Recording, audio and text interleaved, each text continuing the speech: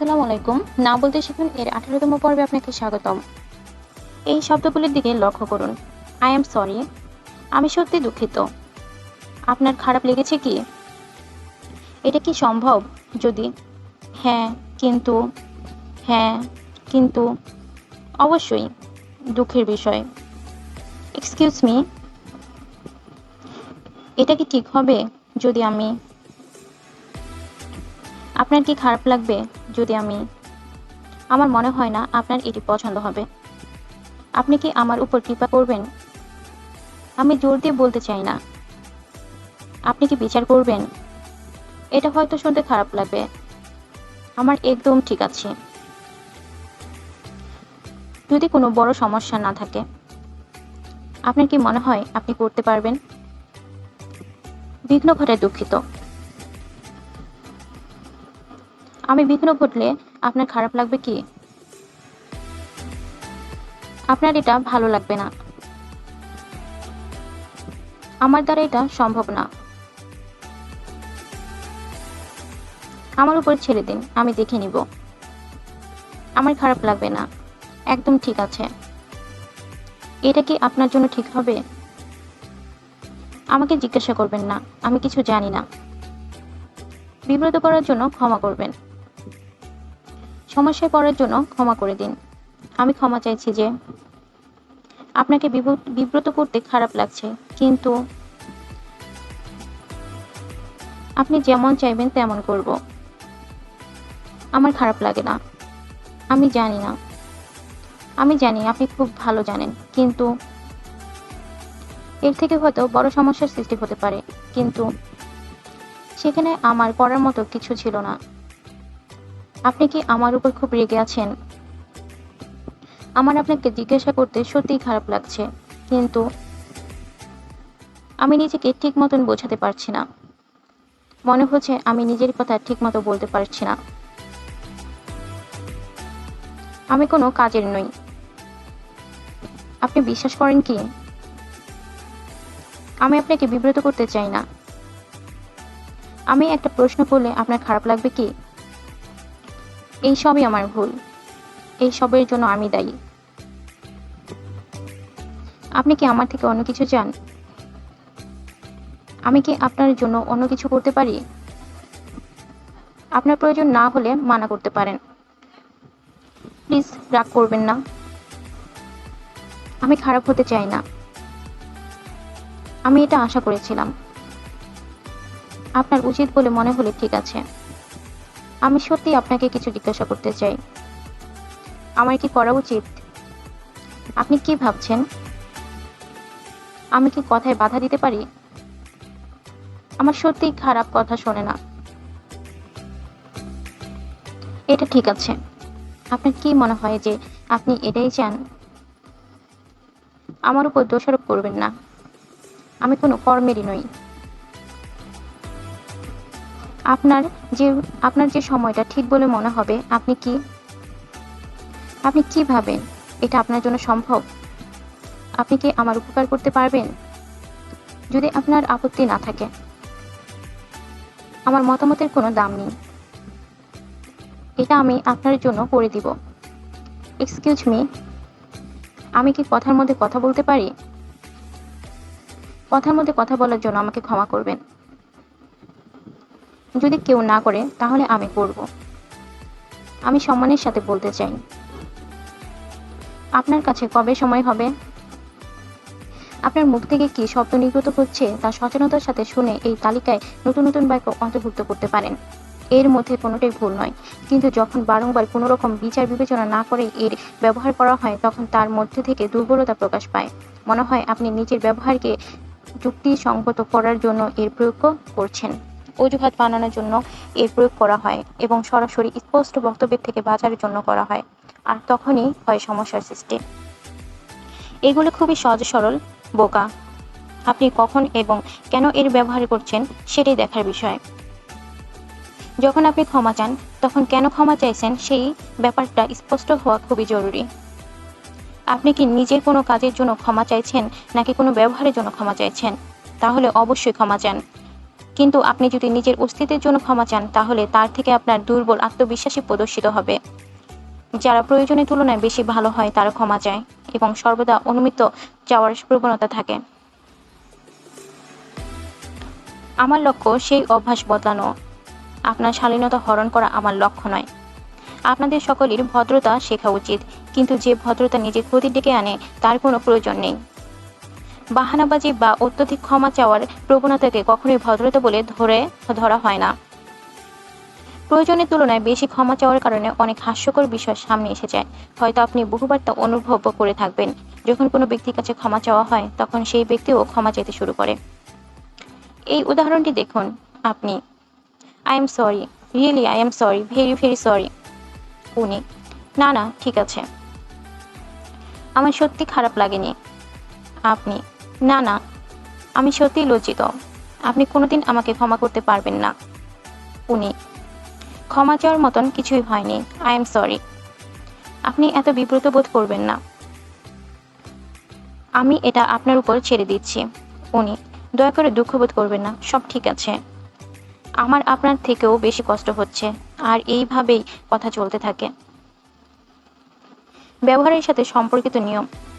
প্রত্যেক ব্যবহারের একটা নিজস্ব নিয়ম থাকে। প্রত্যেক পরিবারে কোনো একজন শাসন করে, ঠিক সেই করে পরিবারের প্রত্যেক সদস্য কী ধরনের ব্যবহার করবে। ছোটবেলায় আপনিও সেই নিয়ম শুনে থাকবেন এবং গ্রহণও করে থাকবেন। সেই ধরনের কিছু নিয়ম দেয়া হলো। যদি তুমি কোনো কাজের কথা বলতে না পারো, তাহলে মুখ বন্ধ রাখো। বেকার চিৎকার করো না। ভালো বাচ্চা এমন করে না। বাচ্চাদের কাঁদা উচিত না। পুরুষও হও, পুরুষদের ব্যথা লাগে না। কান্না মেয়েদের কাজ। ভালো কিছু করার চেষ্টা করো। ভালো কিছু করে মনে রাখার প্রয়োজন নেই। বাচ্চাদের চিৎকার করা উচিত না। না কাঁদলে আমি একটা জিনিস দেব। এটা কোনো বড় সমস্যা নয়। সংকটের সময়তেই ধৈর্যের পরীক্ষা হয়। আমি যা চাই তা পাই না। আমি জানি তুমি কি ভাবছো। আমি কৃতজ্ঞতা প্রকাশ করতে চাই। বড়দের সব কথা মানা উচিত। অতিথি নারায়ণের সমান। নিজের ঘরে যাও। যতক্ষণ না বাবা ঘরে আসছে ততক্ষণ অপেক্ষা করো। আমি যদি তর জায়গায় থাকতাম তবে কখনো এমন করতাম না। শান্তি বজায় রেখো। ভদ্রতার সাহায্যে মানুষ মহান হয়ে ওঠে।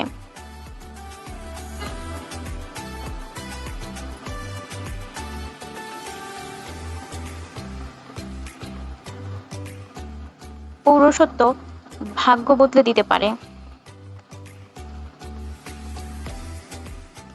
আমি যখন তোমার মতন ছিলাম, আমাদের সময়ে, আফ্রিকার ক্ষুধার্ত বাচ্চাদের কথা ভেবে দেখো। তুমি নিজের মার মন ভেঙে দিচ্ছ। পুরুষের মতন এর সম্মুখীনতা করো। তাকে সন্দেহের সুযোগ দিও না।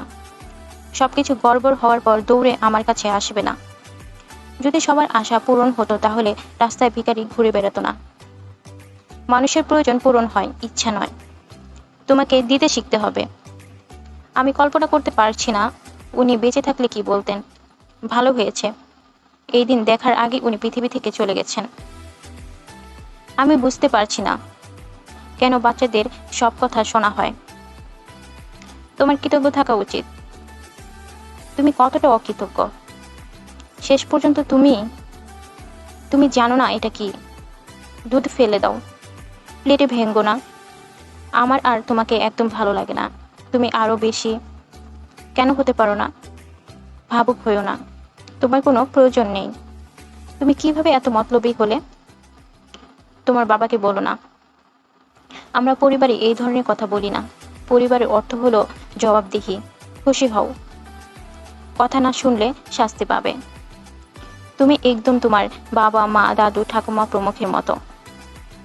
মুখ ভেঙ্গিও না। সর্বদা অন্যকে সাহায্য করা উচিত।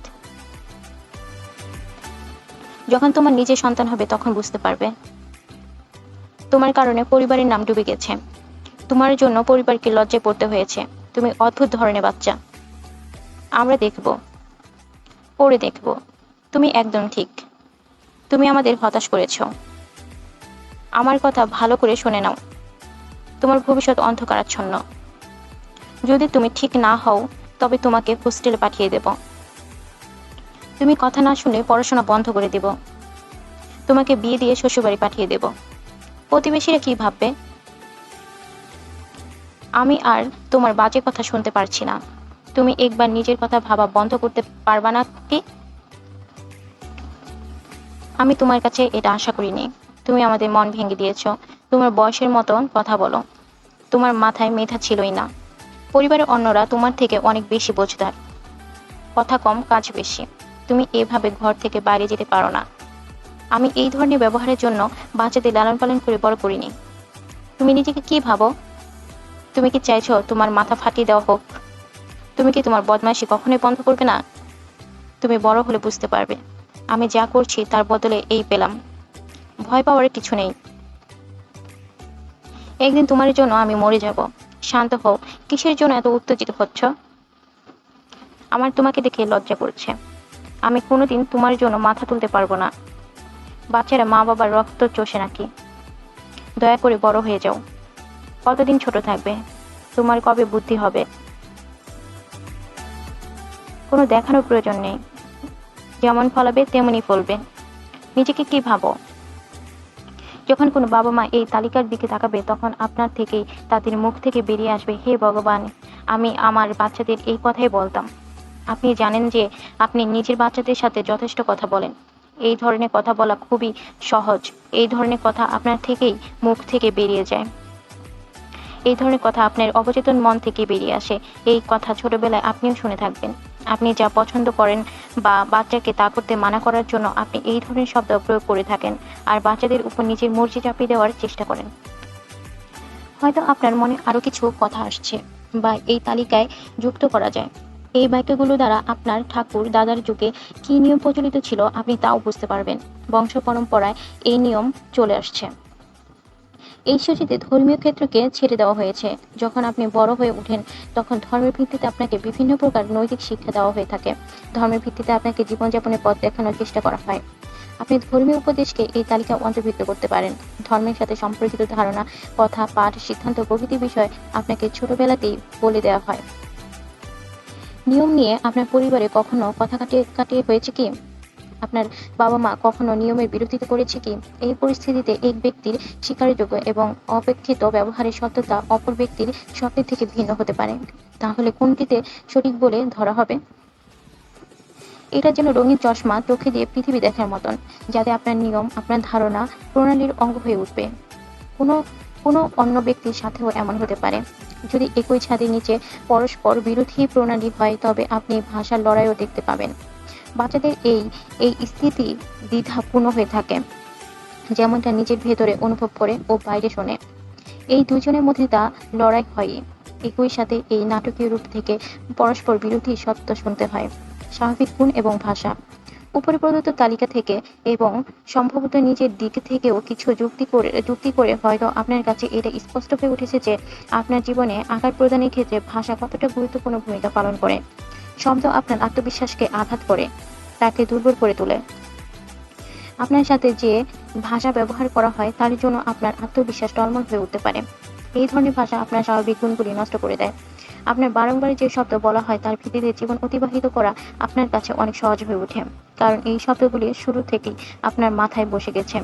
এই কারণে আপনার মস্তিষ্কেও একটা নিয়মের বই তৈরি হয়ে গেছে যা আপনাকে বলে দেয় আপনার কি করা উচিত আর কি করা উচিত না। এই কারণেই আপনার স্বাভাবিক গুণ বিকশিত হতে পারে না। স্বাভাবিক গুণের অভাবের অর্থ হলো প্রত্যেক ঘটনায় বিচার হয়ে গেছে, সব চিন্তা দূর হয়ে গেছে, প্রত্যেক সম্ভাবনার বিশ্লেষণ হয়ে গেছে। আপনি প্রত্যেক কাজের কি পরিণাম হতে পারে সেই ব্যাপারে নিশ্চিত থাকেন। আপনি নিজেকেই জিজ্ঞাসা করেন কি হবে যদি। এই কথাটা মস্তিষ্কের অনেকখানি স্থান, সময় এবং শক্তি নিয়ে নেয়। প্রত্যেক সম্ভাব্য পরিণাম নিয়ে বিচার করা, প্রত্যেক সংকটের দিকে লক্ষ্য করার প্রক্রিয়া বিশেষ। যা সময় আপনি ভাবেন কি হতে পারে, সেই সময় কি হচ্ছে আপনি সেদিকে তাকান না। এই প্রক্রিয়া শৈশবে কার্যকর হলেও বয়সকালে তার কোনো উপযোগিতা থাকে না। আপনি যখন বর্তমানের দিক থেকে চোখ সরিয়ে নেন তার অর্থ এই দাঁড়ায় যে আপনি সংকটে অদেখা করতে চাইছেন। আপনি যদি বর্তমান নিয়ে না বেঁচে একই ধরনের কাল্পনিক দুনিয়া নিয়ে মত্ত থাকেন, এমনটা হতে পারে, কিন্তু এমনটা হতে পারে, তবে আপনার স্বাভাবিক গুণাগুলি নষ্ট হয়ে যাবে এবং আপনি নির্ধারিত নিয়মগুলি পালন করতে থাকবেন। এই সমস্ত নিয়ম আপনাকে গণ্ডিবদ্ধ করে দেয় এবং আপনি নিজেকে বাধা বিপত্তির জালে আটকে ফেলেন। এই নিয়ম আপনাকে সংকীর্ণ এবং ছোট গম্ভীরের মধ্যে বেঁধে ফেলে এবং আপনি স্বীকারযোগ্য তথা ভালো ব্যবহারের সীমাকে লঙ্ঘন করতে পারেন না। আপনি যখন ছোট ছিলেন তখন এই নিয়মগুলি তৈরি করা হয়েছিল এবং আপনি আজ পর্যন্ত তা ভুলতে পারেননি। এই নিয়ম আপনার মস্তিষ্ককে আবদ্ধ হয়ে যায় এবং আপনি যাই করুন না কেন তার জন্য পথ দেখায়। কল্পনা করুন আপনি কোনো বৈঠকে অংশগ্রহণ করেছেন। আপনি শারীরিক রূপে এই বৈঠকে কাজ করলে আপনার মস্তিষ্ক বলে, আমার পক্ষে মুখ বন্ধ রাখাই শ্রেয়। আমার বিচার কোনো কর্মের না। আমি অপরের সামনে নিজেকে মূর্খ বলে প্রমাণিত করতে চাই না। কি জানি সবাই আমাকে কি ভাববে। আমি জানি ওরা আমাকে গুরুত্ব দেবে না, তাই আমার কিছু না বলাই ভালো।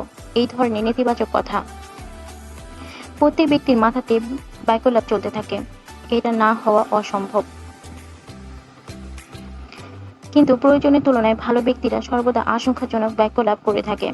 আপনি কবে শেষ কোনো কাজ করে নিজেকে প্রশংসা জানিয়েছিলেন? হয়তো কোনোদিনই না, কারণ আপনার মনে হয়েছে এটা ঠিক হয়নি বা অন্য কেউ আপনার প্রশংসা করছে। অনেক ছোট বয়সে আপনাকে নিয়মের সাথে পরিচিত করিয়ে দেওয়া হয়েছিল, আর সেই নিয়ম আজও আপনার অবচেতন মনে ঢুকে আছে। সেই কারণে আপনি সেই ব্যাপারে ভাবেনই না। ভাষার প্রতি নিজের সচেতনতা বৃদ্ধি করে আপনি নিজের ব্যবহারে পরিবর্তন আনার চেষ্টা করতে পারেন। ছোট ছোট কথাও গুরুত্বপূর্ণ। আপনাকে নিজের ভাষার দিকে নজর দিতে হবে, কারণ না বলার কলার সাথে ভাষার এক গভীর যোগাযোগ আছে। এই কারণে এই ব্যাপারটা শুরু করা জরুরি। সবার আগে নিজের অন্তরের ভাষা লক্ষ্য করুন।